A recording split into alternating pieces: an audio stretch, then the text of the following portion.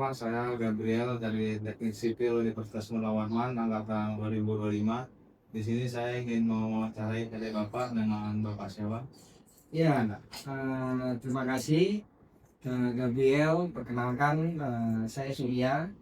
Saya dari PT Sarindo Tempat Teknik dengan posisi Direktur Operasional. Jadi perusahaan kami ini bergerak di bidang spesialis conveyor system yang berdomisili di Jalan Sudarso, 20 Kota, bukan di Kota ini. Kami sudah berdiri sejak tahun 2004 hingga saat ini. Jadi kan tadi kita udah survei sebelum melakukan wawancara. Eh, Melihat dari produk yang Bapak buat, perusahaan ini kan pasti butuh desain yang dibuat.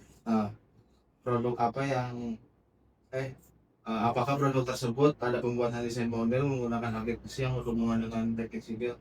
Ya, jadi tadi kamu dengan anggota tim kamu ada kunjungan sebelum wawancara ini ke area workshop saya. Di situ kebetulan kita sedang ada melakukan fabrikasi itu gabungan dari desain structure sipil maupun mekanikal maupun elektrikal. Jadi barang yang tadi kita lagi buat adalah itu struktur pivot untuk conveyor system. Pivot ini dalam sistem mekanisme conveyor system ini adalah dia titik sumbu yang bisa membuat conveyor ini bisa bergerak kiri dan kanan. Nanti secara drawing gambar nanti akan saya berikan untuk menjadi referensi agar visualnya nanti yang mendengar buku acara ini bisa melihat. Jadi modeling conveyor itu dia ada beberapa desain, ada yang modelnya menggunakan sifatnya statis, ada yang sifatnya dia mesti linear. Nah, itulah yang tadi kamu lihat di workshop ya tempat kamu berkunjung tadi dengan tim kamu, itu kita sudah membuat base pivotnya, di mana yang bertujuannya untuk conveyor itu biar bisa bergerak secara radial ke arah yang dibutuhkan. Gitu. Jadi di dalam pemesanan tersebut itu dominasi itu ada di bidang sipil structure-nya maupun di bagian mekanikal maupun di elektrikalnya. Jadi tahapan kita dalam pembentukan desain tersebut biasanya kita minta dulu dari konsumen. Nah, kemudian barang tersebut itu milik konsumen dari PT KBR itu ada di Gunung Sari, Kutai Nusantara untuk produk yang kita bikin ini orderan mereka. Nah, itu biasanya kita butuh insight dulu dari konsumen, dia membutuhkan seperti apa yang berhubungan konversi ini. Nah, setelah ada insight, biasanya kita membuat namanya desain layout. Nanti saya juga berikan desain layout dasarnya. Nah, dari desain layout itu biasanya setelah dari pihak konsumen oke, kita akan masuk pada pembuatan soft drawing yang nanti tujuannya itu menjadi pegangan guidance dalam proses fabrikasi. Nah, dalam proses soft drawing ini dibentuk, biasanya kita masuk pada tahap awal dari layout desain yang ada itu kita masuk pada analis. Nah, kalian tadi juga sudah sempat bertemu dengan tim analis saya maupun tim drafter desain saya di workshop di kantor.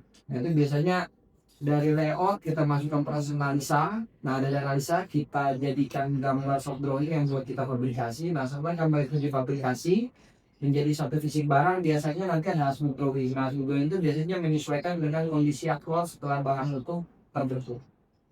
Nah, biasanya setelah itu baru kita melakukan delivery. Nah, jadi dalam proses analisa kita ada menggunakan beberapa rumus dasar sederhana yang berhubungan dengan fisika, matematika maupun beberapa ilmu dasar teknik lainnya.